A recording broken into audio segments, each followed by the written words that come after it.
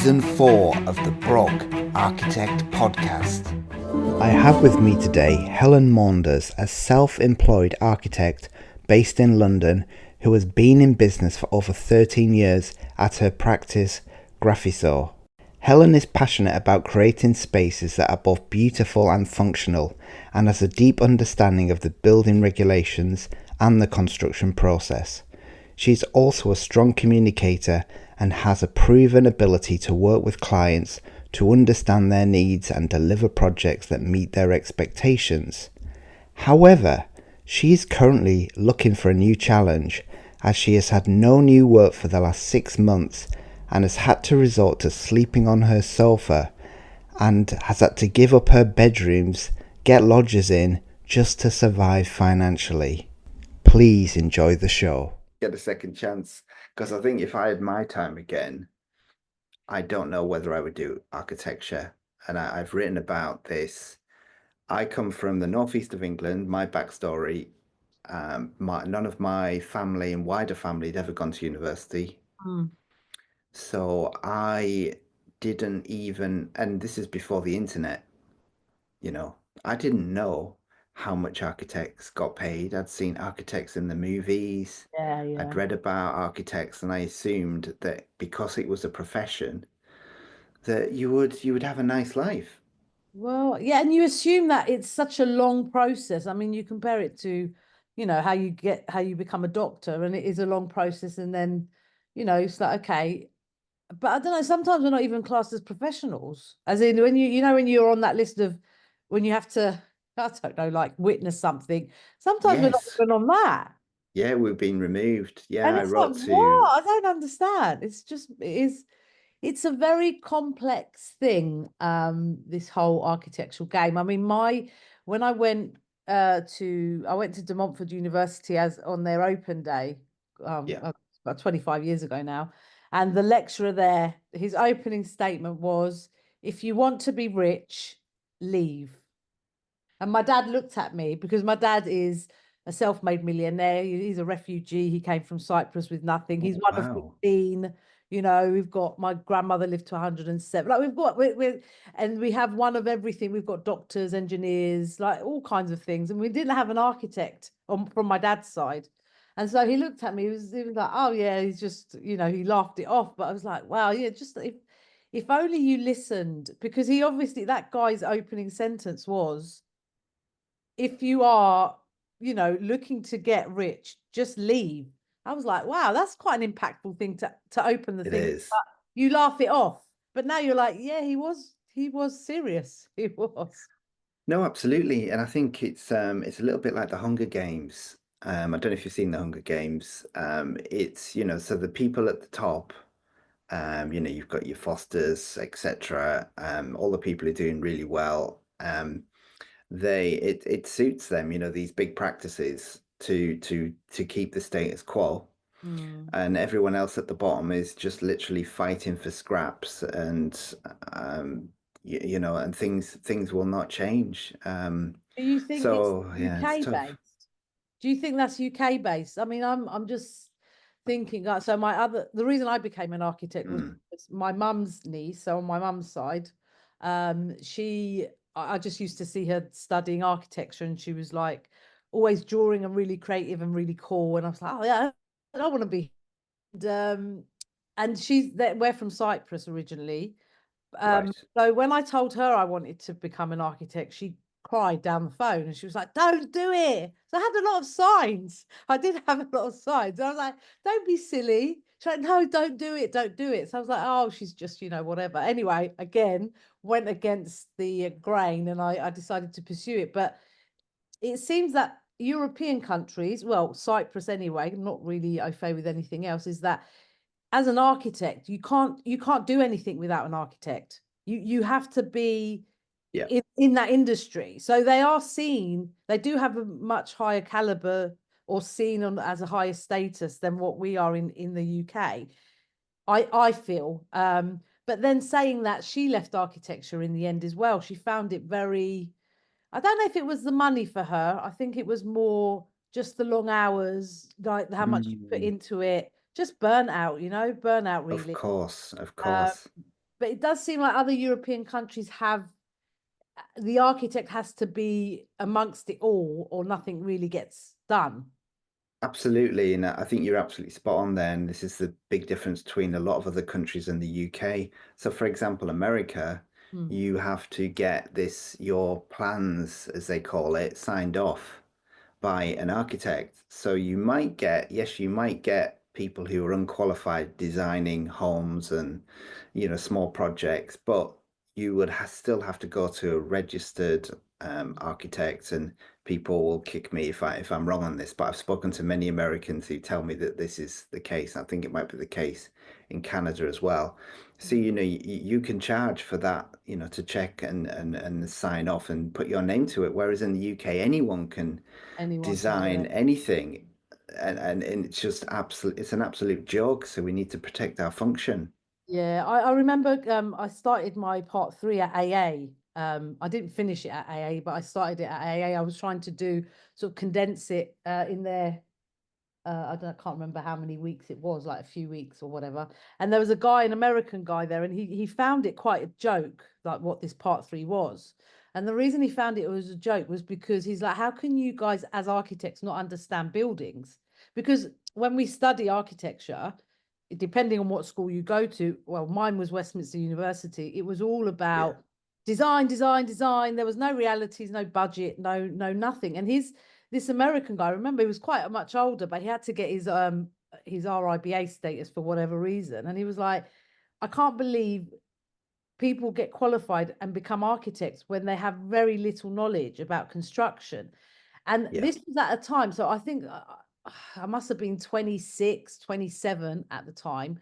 And it made, I don't know if it's due to how my brain works, but it made me feel so like I'm not competent enough to be here because yeah, it made logically, it made sense. It's like, how am I meant to be putting buildings together when our education, though rigorous as it is like literally drawing pretty pictures? And it really did. I mean, I didn't end up finishing at the AA because I just wasn't ready at the time. But that was quite an impactful statement that he made. It was like, we're not we're not given the tools. We're just not given the mm, tools at university. And I don't know if it's changed now. I've got a cousin who's just finished her part two, and they seem to have a bit more reality in their modules, let's say. Like she went to Greenwich University, so her part two. So there was a bit more realism, let's say. But with yeah. us at Westminster, absolutely nothing. I remember my part one job, and I came out, and they were like, "Oh, do you know what the you've got to do a planning application. What is that? Well, I don't know what that is. Yeah, I mean, it's just it's the basic stuff, and you just Yeah, it got, is. and then you leave thinking, wow, I just did a whole degree, but I've come out, and maybe that is probably theoretically, it's probably all industries. You study something and then you go into practice, and you're not going to know the real life stuff. But I don't know, it's just basic stuff, isn't it? That you should come out and actually know. It's right, you're right. And it stops people leaving and going straight into business. So, Yes. you can't qualify as an architect really and then jump straight into business if you don't know how the whole process works, because Mm. architecture is a process. And if you can't do a planning application, you don't know your legal contract properly, having Building really regs, got your all of teeth that stuff. into it. Yeah, Yeah, yeah, yeah, you all of can't that run a stuff. business.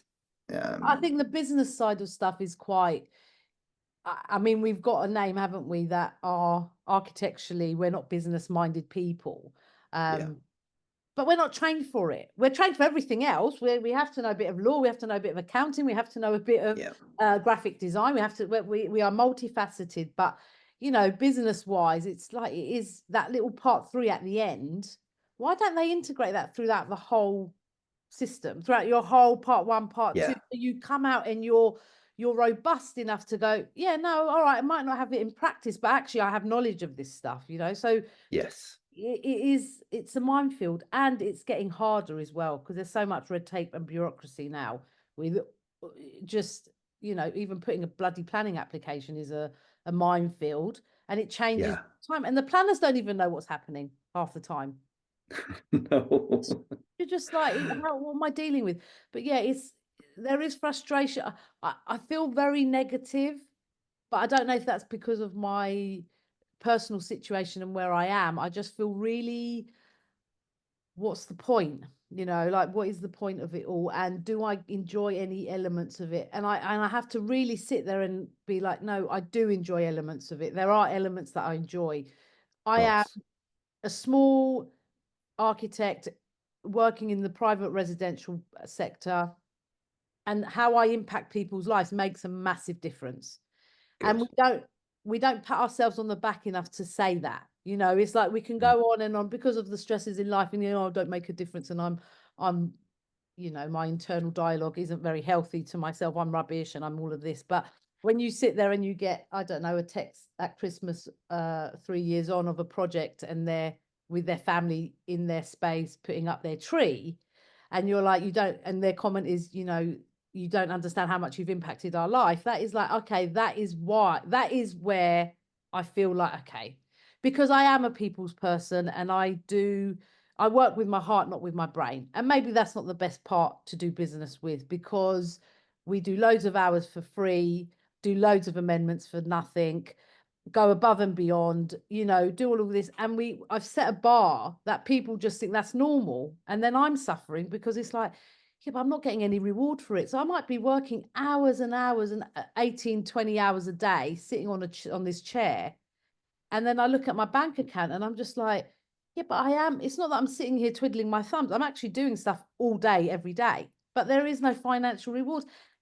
I don't know if that's my fault. It's partly my fault because I don't value what I do, which was one of the LinkedIn posts that I posted a few months Yes. ago, which is what I think attracted you to, like, link up. But I mean, it's that value of, do I not value what I do because of my mental state, or do I not Yeah. value what I do because of what the industry is saying? And the feedback on that was massive. I had so many different people that actually feel the same. It's like, oh, right, I'm not alone. I'm not mad, Yes. you know. But what do we do? Well, that is a very good point, and you can have a go one of two ways, really. You can stick it out and improve things and listen to what everyone says online. We've got to be better at business. We've got to make sure our fees are, we're valued, and I've heard all this before, and I just said to someone literally on a comment on LinkedIn today who was saying the same things. They all seem to say the same things. You've got to communicate your value. But yeah, at the end of the Oh, day, though, right? At the end of the value, day, your the value. client, the client, if you're like looking to get on a framework, for example, for a university or something, that university will look at the fees and they will 9 times out of 10 go for the cheapest fee. That's human nature, though, isn't it? So how are you going to sustain a practice? The fees, there's a huge article in Building which I was asked to do a commentary piece. They called me up and I sort of gave my thoughts saying there's too many architects. Mm. That's what I said. I made a statement. There's too many architects at present, for the amount of work. We're all chasing the same sort of clients.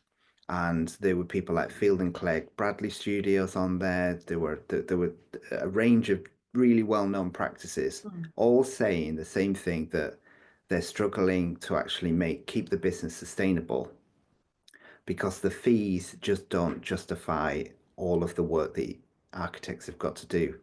So it's okay for someone to come out and say, oh, you've got to show your value, you've got to get better at business. But if the fee at the start is not doable, not achievable, Yeah. it doesn't make with the best will in the world, it just doesn't, the business is just not sustainable. No, So it's then not. the option B is what I've done, is to leave and do something where you can utilize your skills in an industry where you get paid well, the fees are good, so you can actually thrive and not just be surviving.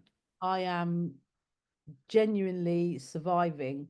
And I get to I think to myself, at my busiest, it was like, yeah, I was busy and I was making money and I was making ends meet, because let's face it, living in the UK, especially in London, is absolutely, it's Yeah. suffocating. Anyway, but even at my busiest, I'm a one woman band.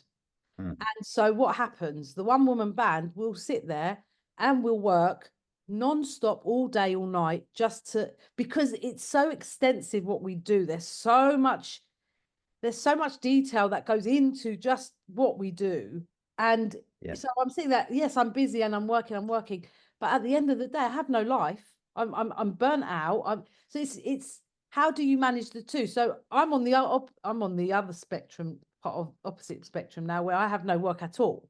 And I'm sitting here and I'm like, okay, I've not had no new work since June. I've had fee proposals, I've given fee proposals, I've given inquiries. I will, so this is how a normal thing. I'll get an inquiry. Helen, being Helen, would physically go out and go, you know what, people buy from people. This is how I've always been taught. My dad's a businessman. People buy from people. Go physically see them. Get in my car, go see them, have a chat. Helen can't limit herself to a 15-minute chat because Helen likes to get people excited and we like to have a conversation and also engage people. So that 15-minute chat ends up being 45 minutes, an hour sometimes. So it's taken me half an hour, let's say, to get there, an hour to be there and chat with the person, another half an hour to come back. And then you sit there and you got to do the fee proposal. The fee proposal is my biggest stressor because what do I charge? What do I charge? Do I charge to get this? Do I charge so I can get the thing? Or do I charge my value? Which was another post that I put in on LinkedIn a couple of weeks ago. And it's that strain that you're like, well, why is it such a battle? Who am I battling with? I still didn't get the job. The last, since June, I've not had no yeses, nothing. Even though I might have priced to get the job, I'm still too expensive. There's a lot of, it is very multifaceted. We are in the biggest crisis ever, living crisis, disposable income. People don't have it. This is from my industry. This is from my sector as from a private residential owner. Whereas before you could go and borrow money and it's quite cheap to borrow money. People don't have 300 grand now to do a small extension, just a ground floor extension. You're looking at 150 grand minimum, just to make it watertight but hopefully get a kitchen in there at 150 grand. Who's got 150 grand sitting in their account? Not many people. So the fact that the interest rates have been absolutely ridiculous, and we were lucky for a very, very long time, for sure. We were very lucky. And they will never go back down to that thing. And so people are adjusting to the new norm.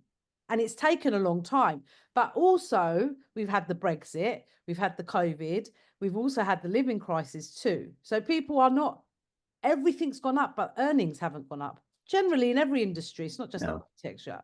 So I sit here and I think, how is this sustainable? Not just as an architect or just generally, people in the UK, how are people, if you're not in the top 1%, there isn't any middle class anymore, is there really? It's either you're up there or you're down there. Absolutely spot on. So you sit there and you're like, but how is this sustainable? How will this go forward? How will we move forward and go forward? Because essentially what I do, I'm not out there making big developments for big corporations. I'm there trying to improve the quality of life for a small private homeowner who there's guys that have had disabled children. There are other people that have got elderly parents that have got dementia. There are people they've got so many children that they just need space now with working from home. So it's like the disconnect from the planning, which is another issue, is that they don't see the bigger picture either. So I'm sitting here fighting for the homeowner to get them what they need. It's not even what they want. It's actually what they need. So we're fighting against a lot of factors, financially, economically, politically, just the planning system in a whole. And you sit there and you're like, is it worth, it's not worth it, because the stress and the strain is like, it's just too much. It's too much. And I don't know how to deal with it. I don't know if it's because mentally I'm not in a great place, but it's like, there's a lot of burden on so many people. It's just, architecture is just one little element of life, but life itself is difficult in every aspect, I think in London, I don't know what it's like where you are, but you are literally just surviving. You are just existing at this moment in time. Yeah. And it's and that's why I'm not shocked that I don't have any work, because there's so many things that have happened in the last 5 years. I was sitting actually thinking about this the other day. I was like, God, 5 years ago, I officially settled my divorce. And I was this time 5 years ago, I was like, okay, I got on a plane, went with my daughter to the Dominican Republic, and I was like, okay, do you know what? That was a really tough few years. Worst time of my life, I thought, Jason. It was the worst Yeah. time of my life. I've been divorced before Right. myself, so Oh, I sat there. I sat in the Dominican. I was like, it's okay. I've got nothing. I've basically given everything I need to just buy him out, do whatever I need to do. It was a fight, but it's fine. I have hope. I'm only 40.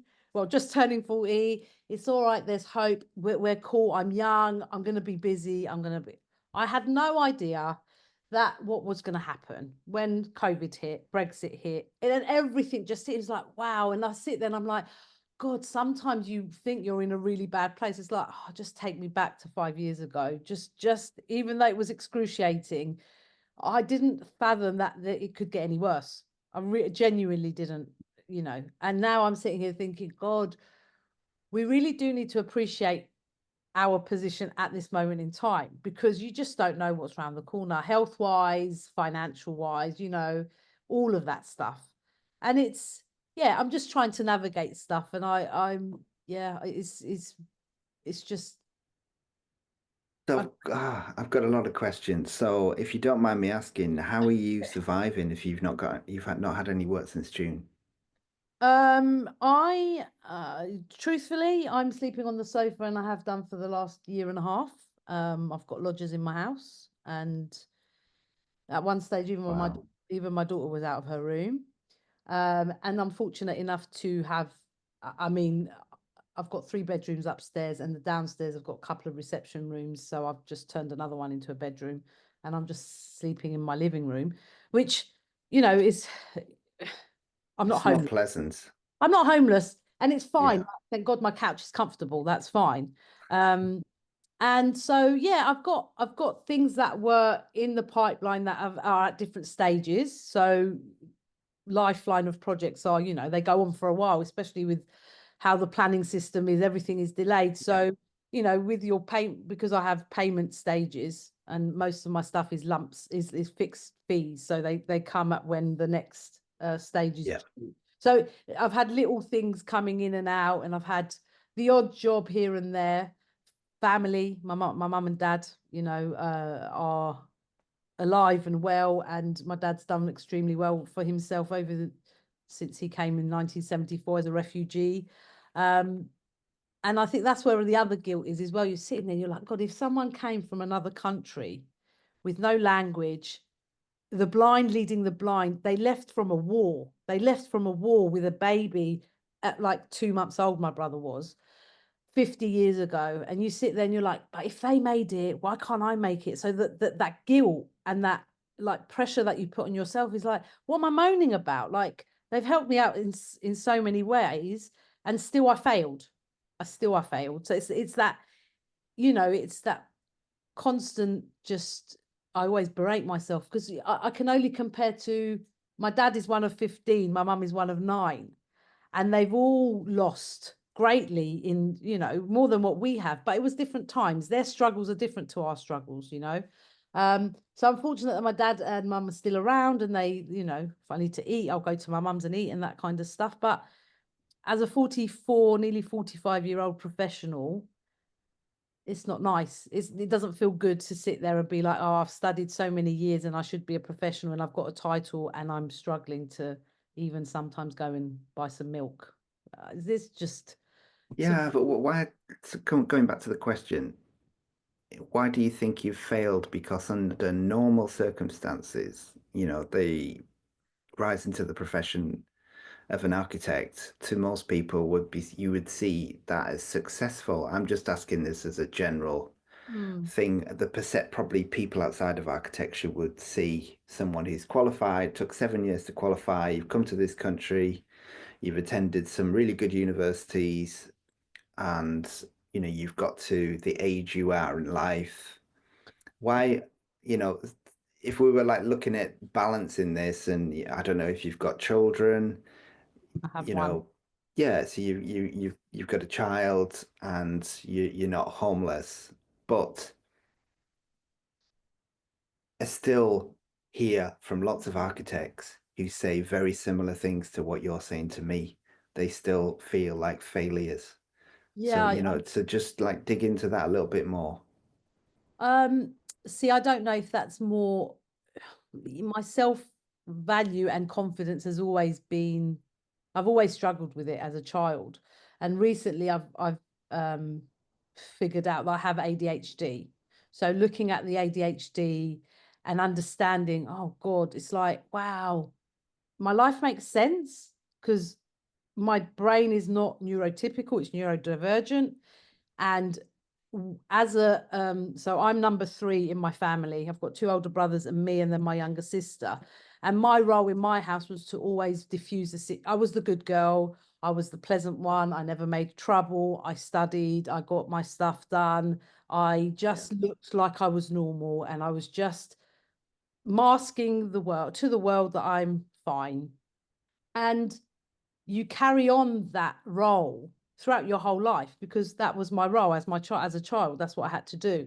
And so even though I did my GCSEs and I did my A levels and I went to university and I just everything seemed normal.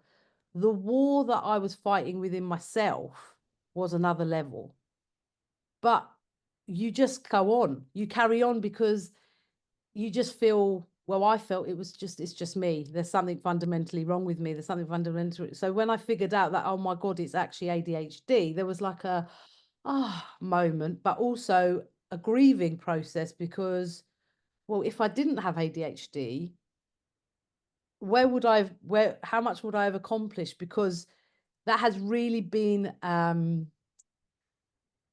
battle with myself for so long, just, like just normal tasks that you might execute. We can't execute. People with ADHD our prefrontal cortex is not developed as much as it should be. And so therefore executing certain things that though to a neurotypical person might go, okay, you need to go up and you need to finish this task within an hour or a Yeah. day or 2 days. ADHD, we have to have the pressure of working that because we chase dopamine. Um, and so I've always left everything to the last minute and I've always done everything pressurized. And when I hyper focus, I can do 7 weeks work in a day. Like that's just how I thought it was, that's just how I functioned. No, Yeah. that's because I have ADHD. So my lack of self-confidence and why I feel I failed is because I'm always chasing something that I don't feel that I ever get to. Like there's no, yes, I've ticked my GCSEs. Yes, I've got my A levels. Yes, but I could always be better. Yeah, but or am I fake? Like imposter syndrome is massive, So Mm. I'm waffling a bit because there's so many things that got me to the point of why I feel I'm useless and I haven't succeeded. Just yeah, multifaceted things, and I don't know if that is a creative thing too. Imposter syndrome is quite a massive thing for creative people. It's huge, and it's I've done 75 episodes of this podcast, and that is one thing that comes up with near enough everyone. Mm. So again, I don't know if that's any help to you, but it is a very common thing. And yeah, so what I'm getting from you is having ADHD is you will spend much longer on tasks Procrastinating. than yeah, So it's not procrastination. that, yeah, it's not the doing of the task. That's not the issue. It's the getting to do the task. So You're it's like, getting to do it. yeah, it's Right. just That's good execute. clarification. Once you're doing it, you're like, oh my God, it's, fine. But if I had something to do in a year, I would not do that thing until the day before. Like it's just it's just the way ADHD people work. But for a long time, I just thought, what a massive flaw. And hence why the way I live is quite painful and all the late nights and all the all-nighters. I mean, we're renowned for doing all-nighters, aren't we, as architects? I mean, I can't Yeah. tell you how many bank holidays, summer holidays, birthdays I have missed because I'm working and I'm trying to get a deadline done. And then you look back and you're like, God, what is it all for then? Like, just to say Mm. I'm paying my bills, and at the moment I'm not even paying my bills, but yeah, I have done a lot of self-discovery in the last year. I suppose that's the positive thing, is that finding and figuring out, how because we're all different, and we need to actually understand and appreciate that we are all different. Not everyone has the same style of brain, not everyone thinks the same.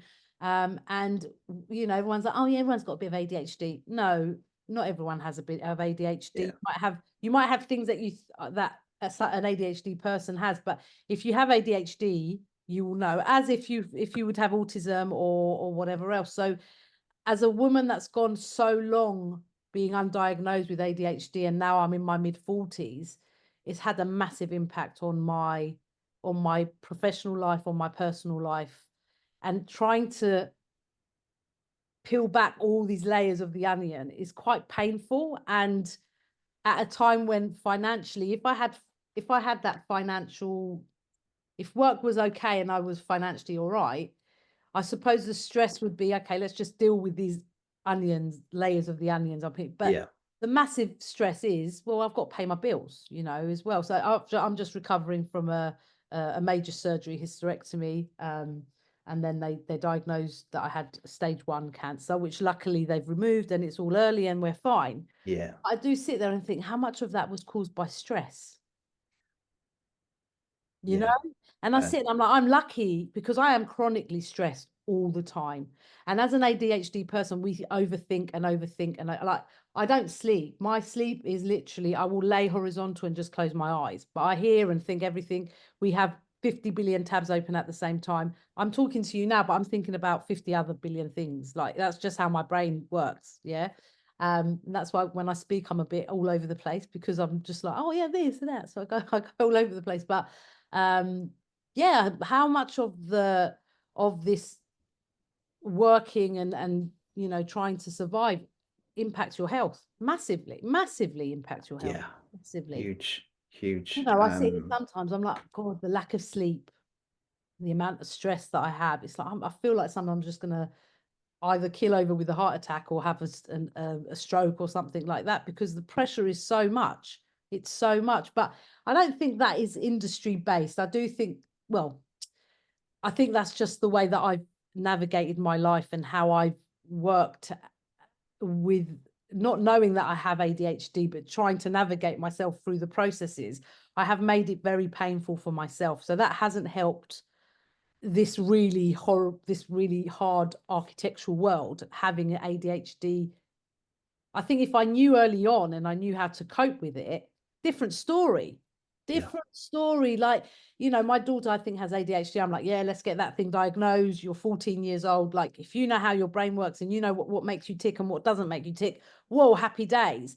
But the fact that I've battled with myself, that I've been fundamentally flawed my whole entire life, affecting my self-confidence and why I think I'm useless and rubbish and all of that stuff. If I knew that I had this issue, and that's, no, Helen, that's just how your brain is wired, I think I would be in a completely different position. So it hasn't helped. And the architectural industry hasn't helped either. I mean, it's even now looking at going back to working for someone. I haven't. How would you feel about that? Right. Well, I haven't worked for someone since 2007. Yeah. And even now, looking back at 2007, like I just wasn't meant to be in a workplace. Like, I always struggled to just function. Even though I functioned, it was like in myself, again, there was a war. But obviously, being in a financial situation that I'm in now, it's like, yeah, no, okay, I've amended my CV and I'm looking to do my portfolio, which I'm finding very painful to do. And I'll explain why I'm finding it painful to do. But looking to go and work for someone else now at my age, having worked on my own for so long, am I comfortable? No, I'm scared. Like, am I capable? Will they like me? Can I bring something to the table? Like, I feel like I've snookered myself a little bit, because you just learn your own processes in the way that you work. And so you just filter out the rest of the world and you just get on with your life. But what if I do have to go back, and then working as a team? Am I capable? Do I know enough?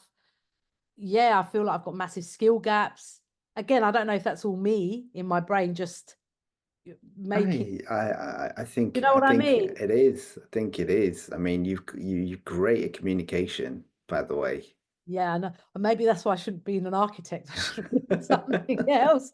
I should have been Yeah. a PR. I am very engaging. I do have a good, yeah, I am able to communicate, but yeah, I don't know. But working for someone else is, yeah, there's a bit of a fear there. Rejection as well is a big thing, you know, like, but I'll just talk to you about my portfolio. Yeah.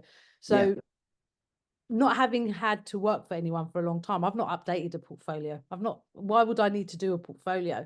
And it's always on that to-do list that is like, okay, I'll set up my website, I'll get projects and I'll just do it. So I have you know, I can then go on people can look at my website, and it never gets done. But actually more so, I've been having therapy lately, under the NHS, which have been great. Sorry. CBT therapy, and what was an interesting conversation was like, okay, so if you have to go and get work, why are you not applying? I said, well, to apply for jobs as an architect, we have to do a portfolio. And I was like, I find it very overwhelming. She's like, what do you find overwhelming? I was like, well, I have to go back through all my projects over over the last 15, 20 years that I've worked for myself, and then pick projects. And I'm like, I just find it all overwhelming. But actually what came out of it wasn't the overwhelming of going back through my stuff, was that because I don't feel good enough as an architect, going back and looking at projects, I find it very painful because Painful. like, oh my God, I've got to look at my work. Well, yeah, that was a load of, no, I've never been sued. I've never been complained. Everyone loves what I do. But it's just me. It's like, God, the emotional tie to having to go back and go through projects and put them together. It's more of an emotional demand than anything else, because I have to sit with myself and go, oh no, Helen, you did all right there. I can't do that with myself. It's very difficult to sit there and pat myself on the back and say, oh my God, that was great. That turned out amazing. Look at it. I find it really weird. I find it very, very difficult, really painful process. But I have realized how important it is to get this portfolio done, even if I don't get work from, as in go and show my portfolio to other people.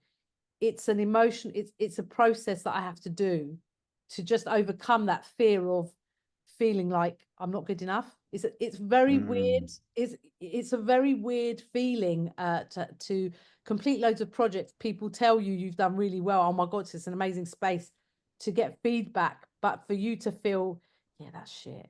Yeah, I'm rubbish at that. I don't know But, how I am an architect. but It makes that's me wonder.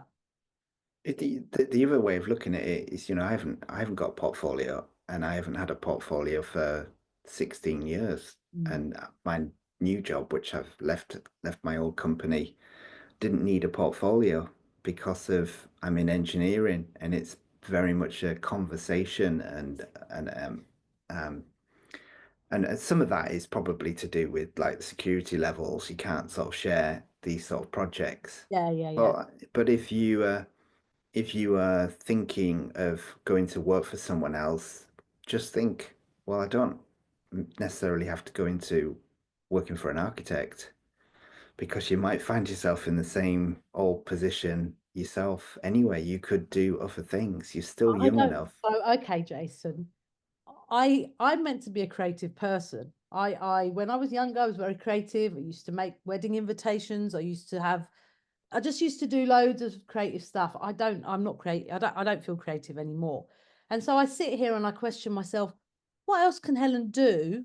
What are my transferable skills? I don't know. I can't say to you, I know I can talk and I know I'm engaging. That's pretty much as much as my skills are. I don't know what else I could do. What are my transferable skills? I don't know. I genuinely don't know. And it makes it so when I'm applying for jobs or I've seen jobs, it's like, they've got that list of you got to have this. It's like, oh my, Yes, sorry, 1 minute, sorry. don't worry. So it does put me off even applying for jobs, because I don't tick half of the things in my eyes. But to look at completely different industries, or I wouldn't know where to begin. I wouldn't know where to begin. But yeah, it's definitely crossed my mind to just get out of architecture, but then I just feel like this is all I know. Yeah, I mean, I'm shouting out to Jake and Erin, who set up a company, and they have representatives in the UK called Out of Architecture. Yeah, It's so I, actually I've, a I've company. recently just followed them on LinkedIn. Yeah. Yeah. And they will do an assessment with you. So they advertise lots of jobs, which are directed at architects, but they curate the job adverts. They look through the job adverts to see that, yes, we can see that your transferable skills will work with these jobs. And like for example, I think I dropped you a message, didn't I? And it said something about architects make great human factors.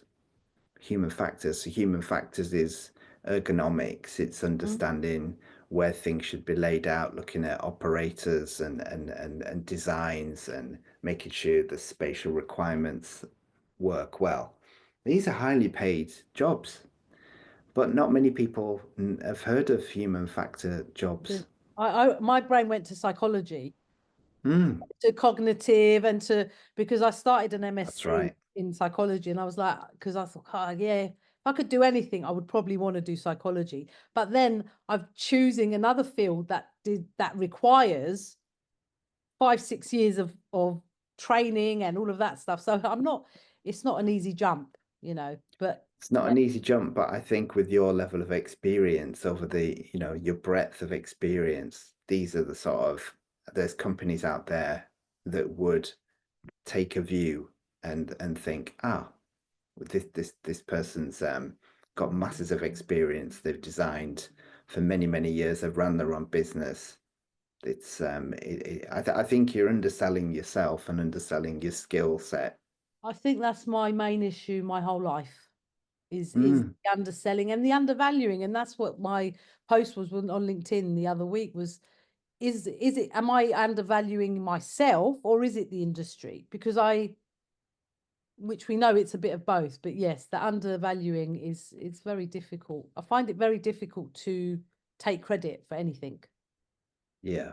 And do you Always. think do you think that's partly as well to do with you have been working as a sole Mm. practitioner, so you can't gauge very easily how you compare to other people. Very true. Very true. Yeah, I don't have Bob sitting next to me saying, oh, that's amazing, or no, I wouldn't do it. Even if I was doing it wrong, but just to sort of, level me up a little bit. Yeah, I don't have anyone to, and there's no mentor or anything like that. It's literally, yeah. uh, I've just been doing it on my own for a long time. And I question, should I be doing this? I don't know. I Because do.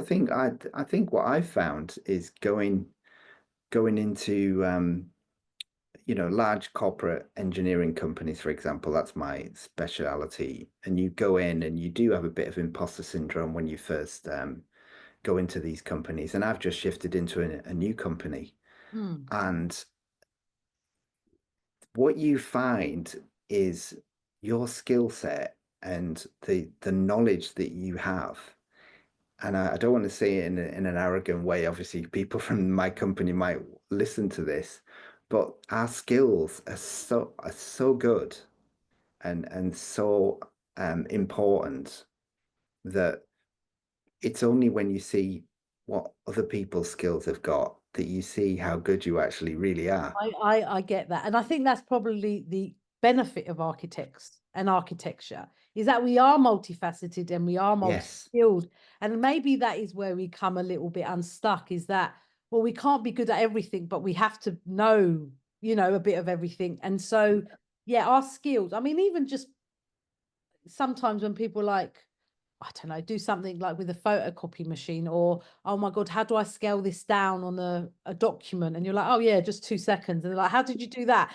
And though it's nothing to you, to someone else, it's like, oh gosh, that is, but we had to know. So that we are going to say one positive thing, Jason, about the architectural world is that we do become multifaceted human beings. But yeah, appreciating those skills is quite hard. I've got So I've many got a other thought for questions. you. I've got a Tell thought me. for you, and I think this would be really good for for what we're talking about today is, why don't you set yourself a challenge to say, I'm going to apply for 3 jobs in over the Christmas period into January, and just for the hell of it, like, just no Architectural jobs pressure. or not architectural jobs? No, don't. Maybe one of them could be.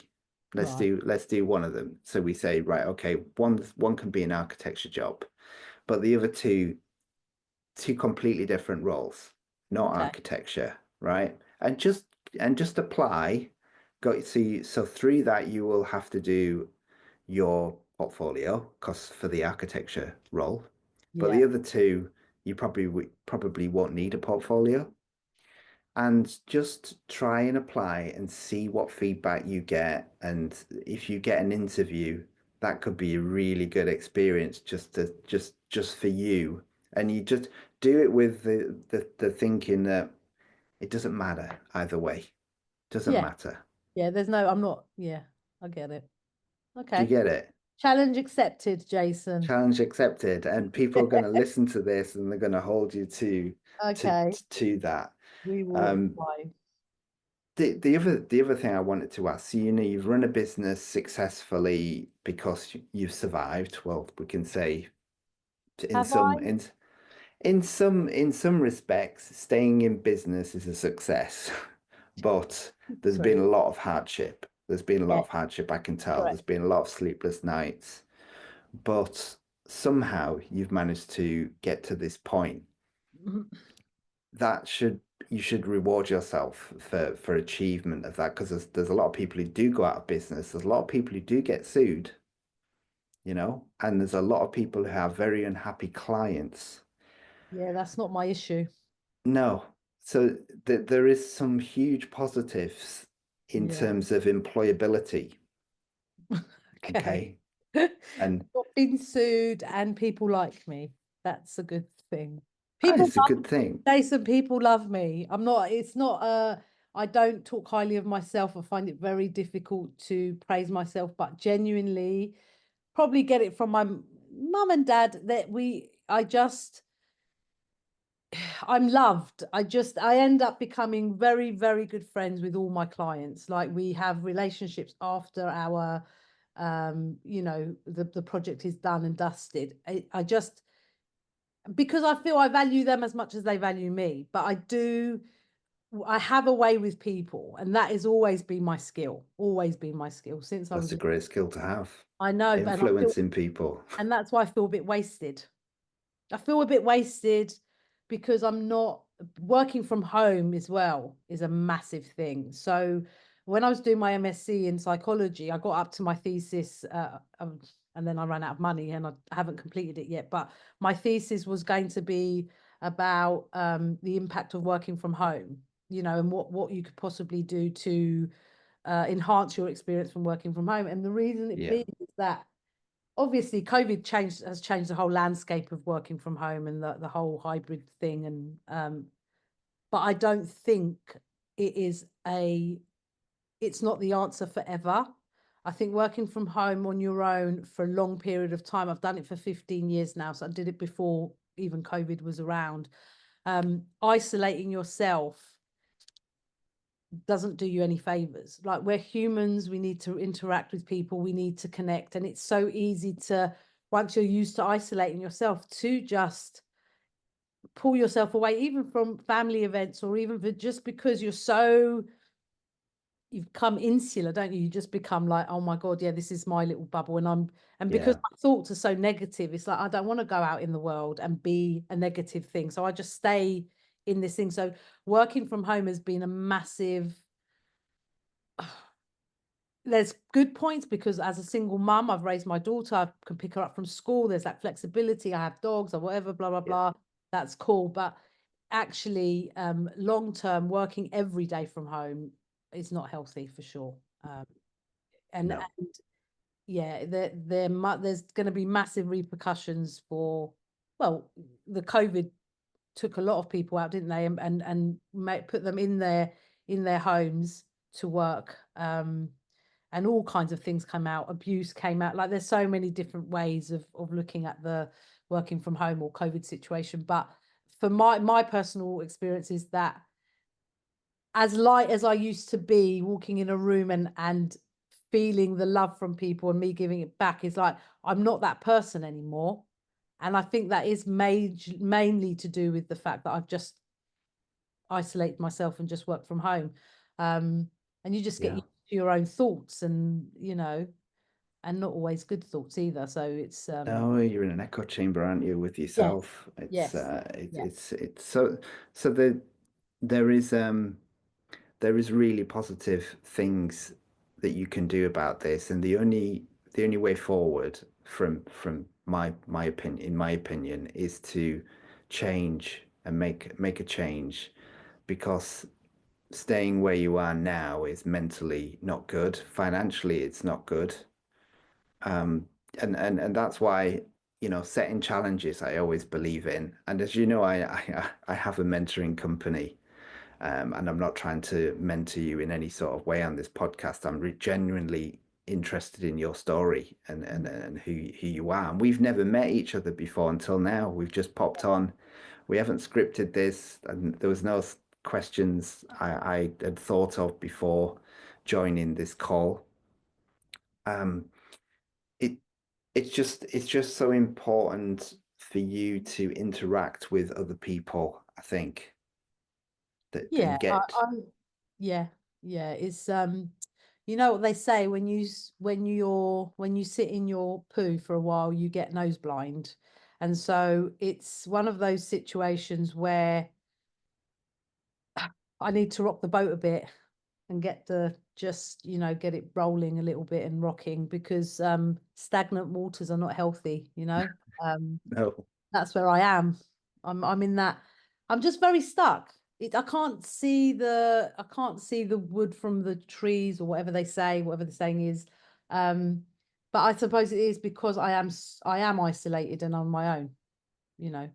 and I don't Yeah. have these conversations with people like you often, or probably ever. So yeah, it's been very insightful and very useful. And yeah, now I Well, have a challenge. you have a challenge, and my final question really to you is, what is Christmas going to look like for you? So Christmas, the last few years I've just spent it at home with my dogs, not because people don't want me around. People get upset that I don't go, but I've not been in the best of moods. But this year I'm going to my mum's, and we are just going to do a big fat Greek Christmas, really. Just loads of food and just loads of people and lots of noise.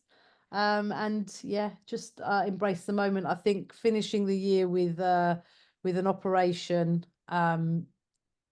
and finding out, the cancer diagnosis, though it's early stage and I won't need any other treatment, hopefully.